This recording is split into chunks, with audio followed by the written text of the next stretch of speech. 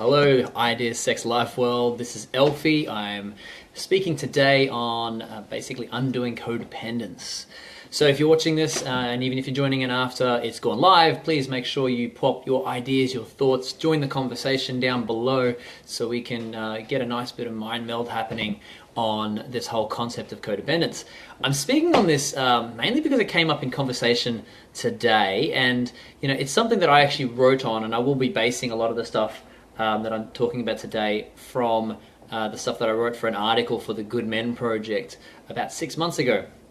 And it's still relevant for me today, and it's still something that I want to work on and continue to look at deeper ways to be able to undo this whole idea of codependence. So for those who don't know, codependence is essentially when you're in a relationship and you're kind of like stuck, you're melded with this person, and you lose your sense of identity, yourself, your sense of knowing who you are without the other person around. And so I've had a tendency in monogamous or monogamish even relationships to really deep dive and need to be around that person, feel like something's wrong if the person's not around. It was just a thing of, I consider the time I have with this person to be the best thing on the planet, so why not spend lots of time with them? And the problem that has happened countless times for me, and I'm sure possibly for yourself as well, I'd love to hear your stories down below if you have any around this, is that we start to lose our sense of self, we start to lose even attraction for the partner, both sexually and romantically, and even on a friendship level, because we're so busy, we're so immersed in that person's world that we don't get to actually stand out as who we are independently. So Tanya and Chelsea, welcome aboard. Chelsea, I'd love to hear from you as well as you, Tanya, if you have anything to say around the idea of how do you create your relationship in a way that isn't codependent. So the three foundational aspects I cover in the article, which I will post down below, and are essentially the ones that have really, really worked for me, but let's just have a look at those. So first off, self-care. So one of the things we can do in relationship is we tend to rely on the other person to look after us, and if we haven't had to do that, I know I was 15 years in a relationship besides 1 week, so I haven't had to actually look after myself up until the age of 30. And if we're not doing that on an ongoing basis and really taking care of our deepest needs, then we tend to try and look for those in the other, and maybe even enforce our wants of being looked after, what we'll call needs in the relationship, or the way that we receive love, in perhaps an excessive way, and in a way that's not even necessarily needed in the relationship, but because we've just attached our self-worth, our so much to the other person that we feel we have to have them fulfill that, and that's a big drain on the person who we're with.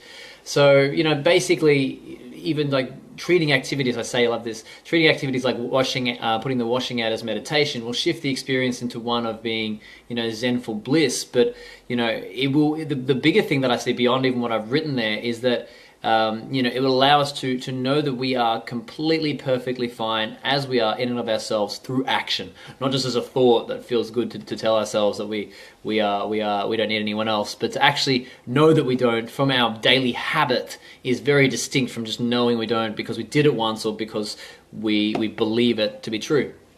The second one is self-pleasure. So this is a bit of a funny one because a lot of us think, especially when it comes to self-pleasure, in that it's something that we do for a goal, to feel good, to stop ourselves feeling sexually wound up or frustrated. And then, we may or may not take a lot of time in the bedroom and spend these beautiful 6-7 hour sessions with our lover, but we won't necessarily do that with ourselves. And that's a big thing, because then we suddenly have a big attachment to we have a big attachment to that person, needing to have that person to be able to even feel fulfilled sexually, which can create all kinds of dramas later on if we go through a lull and that person's not feeling like connecting sexually. We may even look elsewhere. But the cool thing is if we can come back to ourselves and go, you know what, that's cool, I get it, this person's in a space where they're not feeling like connecting like that, but I can still fulfill me.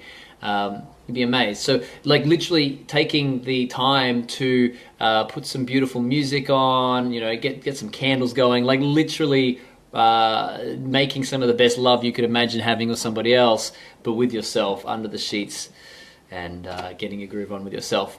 I'll just pause for a second because Chelsea's brought up an interesting point here. You don't believe people can be both dependent in their relationship and independent in their lives at the same time. I absolutely do, and I call that interdependence. So, I think codependence and even independence within the context of a relationship can be unhealthy, because we either don't need the person at all and we're just, doing our own thing in our own life and forgetting to even connect with the person, or, we're completely codependent on the person. So just trying to even this is a good question for you guys. What's your definition of interdependence? How would you define interdependence? Welcome to the cast, Renee. Thanks for your love there and your own self-love. Thanks for self-loving yourself there, Anita. I really love to hear your opinion on what is true interdependence in a relationship. Okay, continuing on. So self-romance is a funny one. So particularly, thank you, Renee, for that comment. Self-romance is the easiest forgotten one. It's the one that we almost think, that needs to come from our partner, right? We need to be romanced. We need to be taken out on dates and have, those kind of things. Whereas, getting to take ourselves out on date night, getting to go to a movie that the other person might not appreciate, not compromising on that aspect of ourselves, is vital to maintain that sense of self. Because how many of us have been in the relationships and then stopped doing things we did when we weren't in that relationship because the other person doesn't want to do it? I think it's very, very, very important to set aside a night or even nights just for self-romance and just doing what you would love to do with the partner of your dreams. Now, this whole idea of having to be with the partner of your dreams that fulfills every single one of your needs, that your counselor, your lover, your spiritual guide and business partner and best friend, trying to find all that in the one person is definitely a big, big no-no. Something that's really come across my own path, really recently since my new status in life when it comes to partners. One of the things I'm realizing is that, essentially having that time for myself, and even not just that, but having other partners, not partners per se sexually, but like partners in life, or just friends and intimate friends in life, is beautiful. And there's a side effect that I'll mention in a moment. But essentially, if we're able to we drop this whole romantic connotation of love and come back to more of a classical or traditional way of looking at love, is that we didn't put all these things and all these hopes and all these expectations into the one person. We realized back then, and not have been romantic, but it was more of a practical concern. It was more of a, can we get along as friends? Can we start something in life? Loving the likes that are coming through, thank you, by the way. Can we start something in life together and head in a direction together, holding hands, but not clasping onto the person, right? Hand in hand in the world, even connecting with other people, in very deep, intimate ways, not necessarily sexually or romantic, but as friends. Some of the friendships I've been fostering lately, I cannot put a dollar value on because, they're just beautiful things. Now, the impact on the relationship, and this is key to the conversation, the impact on the relationship is huge, because then you're putting time, space, and even other inputs into your life, which give you something to talk about when you come back to your partner, which create and amplify desire, as Perel argues quite well. And just, it just feels good to just not have to be attached to this person. So that's cool. Side note, I'm getting some beautiful comments here, guys. I'm thinking about doing a 3-part series on mastering long-term desire in relationship and really building upon a lot of the stuff I'm talking about here and actually doing 3 idea sexes on that. So if that interests you, please comment below and say that you want to do that. Maybe just say, what's a word we can say? Just say something that says that you want me to do that topic, and I'll devote 3 days to that and a whole stack of research around that prior to it for you, so that I can just create a nice, easily digestible few videos for you to take into your life and into your relationships, how to maintain that desire over the long haul, and how to want to even maintain that desire and maintain that interest in that partner. Loving the comments, guys. I'm just going to go through some of that before I think I don't have any other points, actually. So, that will be the video once we've addressed all this. So, wowzers. Okay. And thanks for the comment. That's motivation for me to make the series. So, I think it's knowing that you have everything you need within you and cultivate the emotional and physical needs you have, but being open enough to receive love from your partner, in brackets partners. I love that. Thank you, Anita. Yeah, I think it is about starting in that space of the self and really making sure that all those needs have already been met before even necessarily connecting with that other person. So, if you're in a relationship, it might be like, hey, let's have a month, and it might be hard, but let's have a month of just focusing on ourselves, and you be very clear about your boundaries with other people, and obviously, closing down and choosing to consciously not be romantic or sexual with anyone else while someone goes away on this time, or even just spends a week at a friend's house, to really focus on the self. One of the things you can do is go and do a Vipassana, which would be 10 days in a beautiful sacred space where you're really actually limited from connecting with other people. So if you're concerned around fidelity or anything like that, then which you might be if you've become quite codependent, because it increases. The more dependent we get, the more insecure we get around losing the person. And this is the irony of what I've done in my relationships, of like going, no, like I'm going to give you everything and like fully like, love you, love you, love you, and then choke the person out with love. And the irony is that actually kills the relationship. It kills the attraction. And before you know it, you're both going, we're not attracted to each other anymore. And it's happened to me a bit. So, thank you so much for that comment there, Anita. James, so what if we don't desire a future involving take time for yourself, candles, music, masturbation sessions? Self-dates are one thing, but doing things we enjoy that our partner doesn't is important, but wanting to fulfill yourself sexually without a partner and not forming negative feelings toward your partner, to having to do that is difficult, especially since many partners might not see this as something that would be good for the relationship.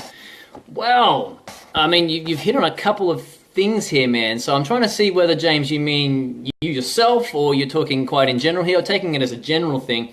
If we don't desire a future involving taking time for yourself, man, this is just speaking from my experience, it's almost on a crash course towards having a problem in the future.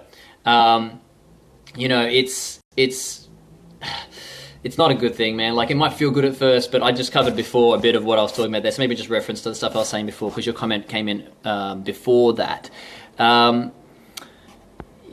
This whole forming negative sexual opinions, I could imagine it would be unfulfilling to have someone say they don't want to connect with you like that. But we all have different levels of the 5 love languages, which I can cover in another video. But one of them is touch, and you can Google this, is touch. And so some of us might really need touch, and other people might not.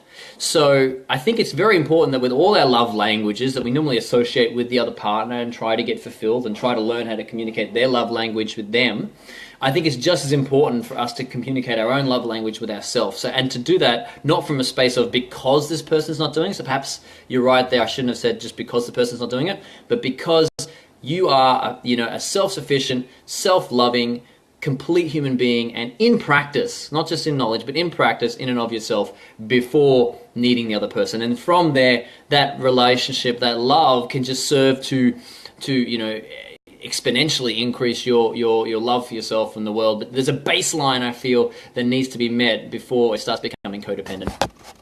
So housewives had their girlfriends over to help with chores and chatting, having a day at the salon of self-indulgence. Absolutely. Take yourself out, indulge. I indulge in a haircut now every couple of weeks because it feels good to get shaved and have a beautiful chat with someone else. So thank you, Renee, for that, and let's definitely do some more of that. Let's get the girls over. Cool. Walking together, looking out, not facing inwards, but facing outwards in the world. Yes. So I speak in sensualfreedom.info's about page, which I'll link down below. I speak on the whole idea of the lion and walking out together. That aspect of the relationship is very important, so we don't get stuck in the bear, stuck in the clasping on.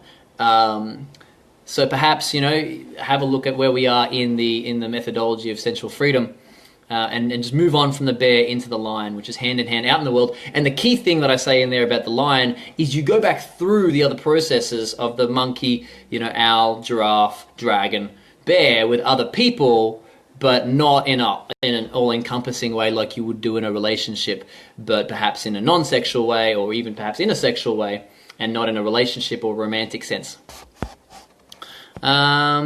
Great. So, getting some good feedback here, guys. Fantastic. You know what? I'm going to call that a day. Thank you so much for your time. And hang on, sorry, good point. Taking time for yourself is excellent. I mean, specifically for your sexual satisfaction without your partner. No, I actually do come back to it. Like, we really need to be completely sexually satisfied within the self. And it sounds contradictory, but if we can really create that, or do the best we can to be that, of course we're not necessarily going to be perfect, but if we can be a significant baseline amount of the way along, it will empower your relationship, because stuff like desperation will come in, neediness, power struggles over it. The person might accidentally, or God forbid, deliberately start using sex as like a token or a thing, a power concept, and start not connecting sexually because they don't feel like it. You know, like if you can be completely satisfied within yourself, all that stuff doesn't even matter. If the person decides to do that, you can let that go. Yeah, well, that's because your point here about, you know, when you need to satisfy yourself while in a relationship, you're not thrilled about it. But that's because it's coming now from a space of need, right? Because it hasn't been the baseline experience of, you know, once a week loving yourself, for example. Something I have not been able to do, but I'm definitely looking into now, of actually sensually playing and you know, practicing non-ejaculation, things like that. You can use that as a time to practice non-ejaculation as well, because then it's not coming from a space of, oh, this part is missing, therefore I have to do it, and there's resentment. Get the stuff in, be proactive in the self-love and self-care before there's a problem in the relationship, and it's done as a reaction rather than a response. Yeah, and so Chelsea, I get you're both agreeing with James as well. I don't know how many other ways I can sort of express my point around that. I think I've said my piece around that, and I do appreciate what you guys are saying. But yeah, I come back to the proactiveness. It's about, you know, proactively being fulfilled, and then proactively, and perhaps I'm not explaining the sexual satisfaction bit. I'm not even necessarily saying about fantasizing over other people, or because a lot of the time when we do self-satisfaction, the thing we fall into is, again, that desiring, that needing to connect with another. So yeah, maybe I need a whole video on self-satisfaction, because it's not probably what's being put across to you guys there. So it's a very different kind of self-love. That's not necessarily focused on the other, or even needing porn, or needing to fantasize. It's about exploring the body from a pleasurable space, without the mind going to focusing on a fantasy, but with the mind being completely present on the moment, present on the pleasure that's just coming from you with you. And I could totally I actually take responsibility for not really explaining it properly. But hopefully that gives you guys something, and clearly there is time for us to do like a full video on self-satisfaction as well, because it's coming up as a needed thing, in my opinion, with my current opinion versus what people are thinking in the world currently. You guys, so thank you guys for your thoughts, your conversation. Feel free to keep going down below. Totally, again, getting surprised by these videos when I have nothing to talk about and I just find something, and seeing the beautiful response that comes, versus the other videos where I'm spending 2 hours preparing and not getting many responses. So just going to keep trusting the flow, and the conversation's flowing, so I'm going to have to keep addressing this while it's here. I guess if I want that feeling, stress relief or pleasure, I should express that with my husband. Yeah, cool. Yeah, and look, I think you should still express it with your partner, and yeah, that's good. I'm not saying don't. I'm saying it might just be good to be proactive as well. Okay, I've tried non-ejaculation. If I could master it with self-meditation. Sorry, guys.